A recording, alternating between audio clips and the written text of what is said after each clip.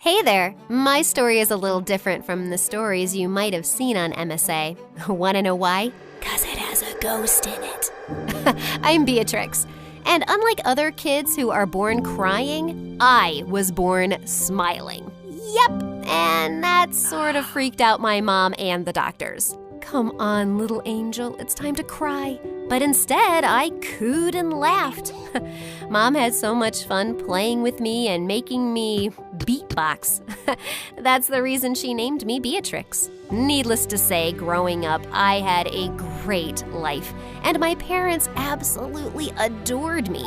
They made me feel like I was the center of their universe, especially Dad. We were like two birds of a feather. He was an amazing singer and owned a studio. He often took me there, and I was always in awe of the place. Daddy, can I be a singer too when I grow up? You already are, kiddo. In fact, you're so good, you even make crying sound like a melody. I always thought that nothing would ever break us apart and our family would stay together forever. I was so wrong. One day, Dad told Mom he had taken on some debt and was unable to pay it back. From that day on, they started fighting over the smallest of things and soon ended up getting divorced. Dad left the city and never looked back. I was heartbroken and hoped he'd come back for me, but he didn't come. Even on my birthday, I felt shattered. Mommy, why didn't Daddy come? He promised he'd come for my birthday. Please call him. I did, sweetheart. He must be busy. You have me. Come on, let's cut the cake. No, I want Daddy, or else I don't want this cake at all. After that day, I was asking Mom for Dad all the time, but he changed his number. And then to make things even worse, she married again. I was nervous at first when I met my stepdad, but it turned out he was an absolute gem. Not only did he paint my room in the exact color I wanted, but he also treated me to ice cream every day and spoiled me with all the things I asked for. Every night when Mom used to tuck me in bed and sing me a lullaby, he'd come too. Life was finally good again. And then my half-sister Jennifer was born.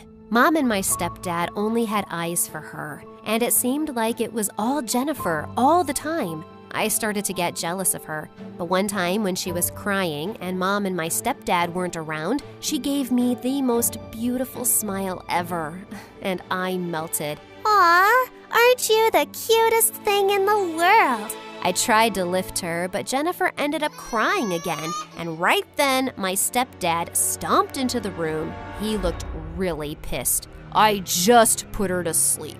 Did you wake her up? Did you make her cry? What? No, I was just... Don't yell at her. She's just a kid. Then they started fighting over me all the time.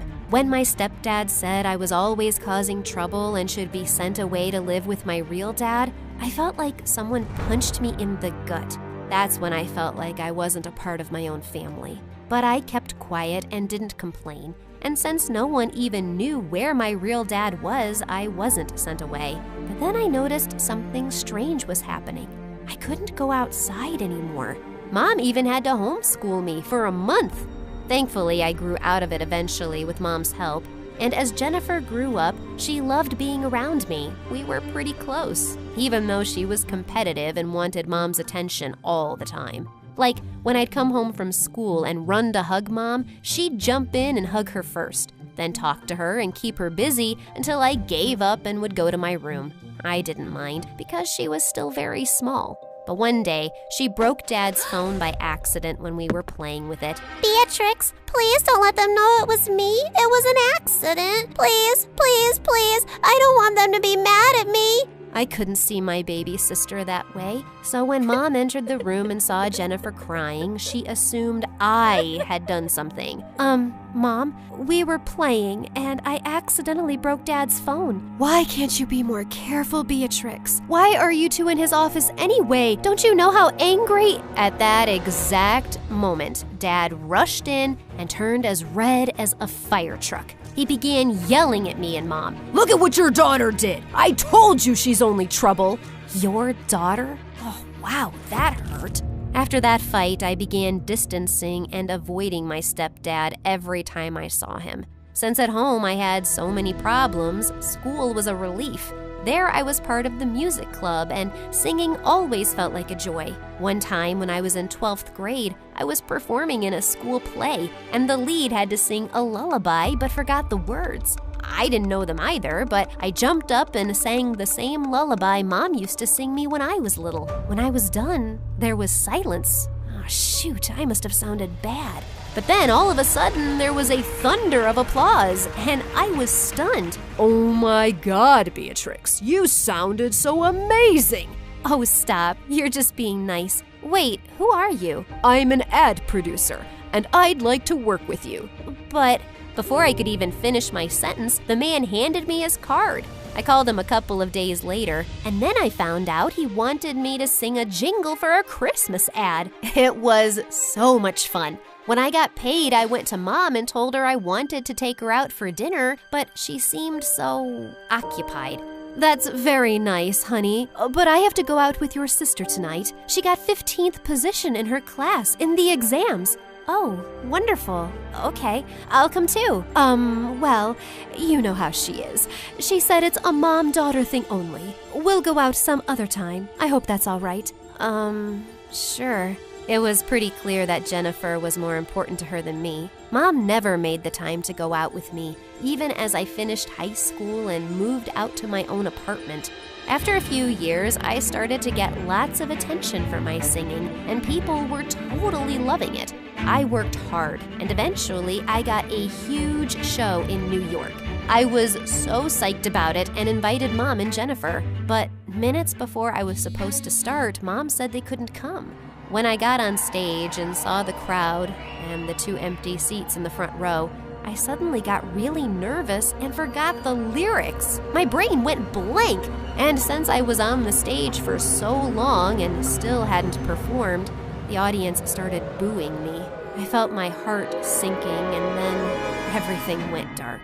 When I woke up, I found myself in the hospital.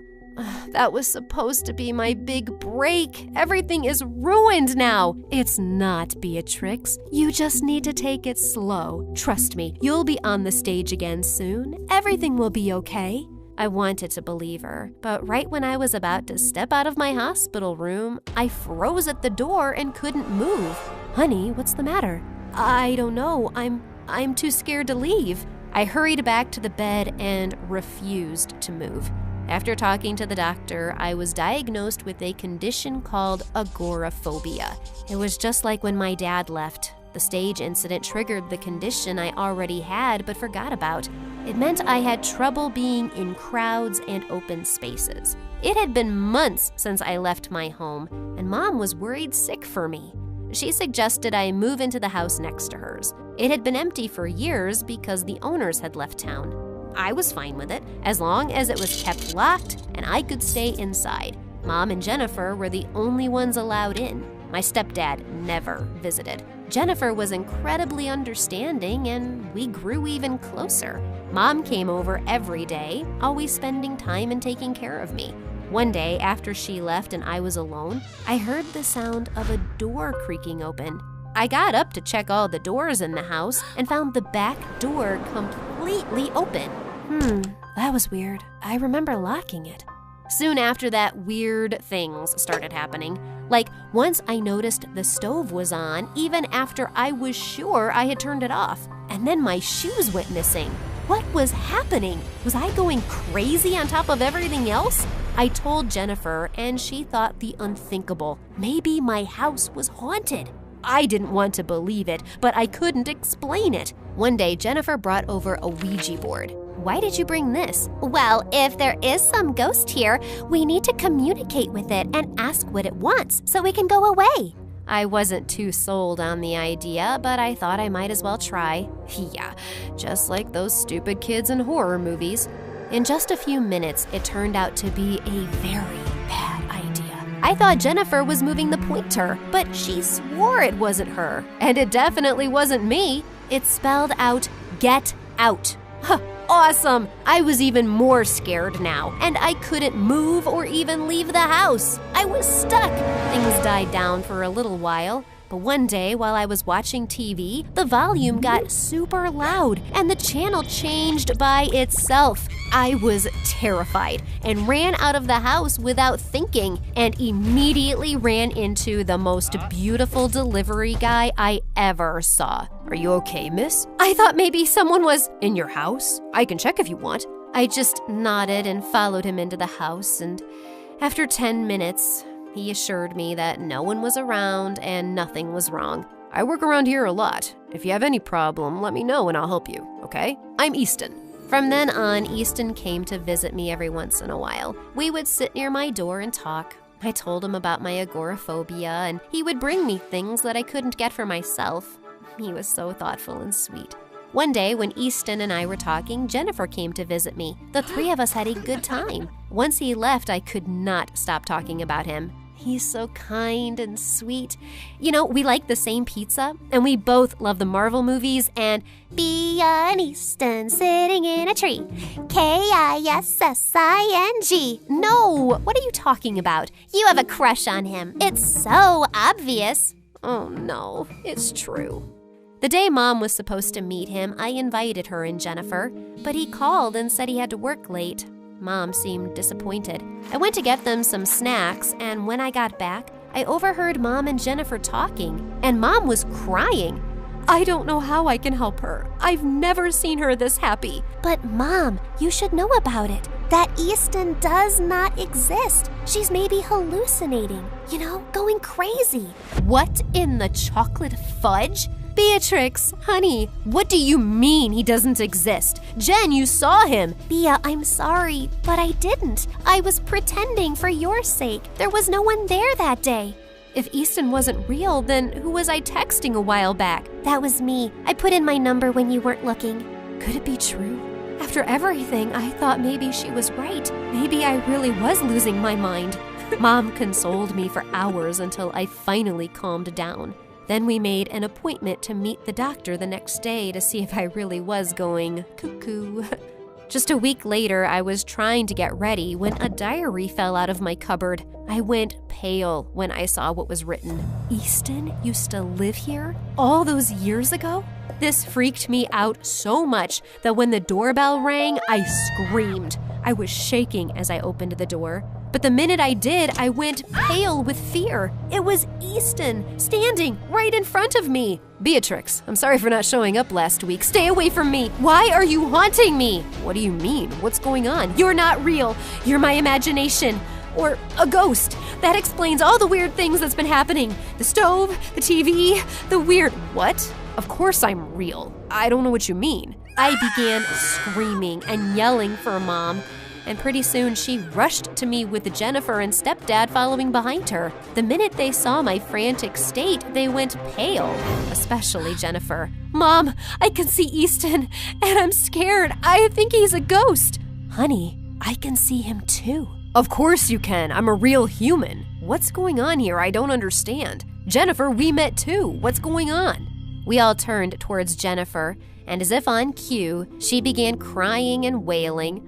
It was all about Beatrix. She's my mom, too. Ever since she got that condition, she's been with you, not me. I've done things to try to make her angry at you and happy with me, but it never works. Jennifer, how could you do this to your sister? You made her think her house was haunted? It ain't my fault she's so dumb, believing there was some ghost.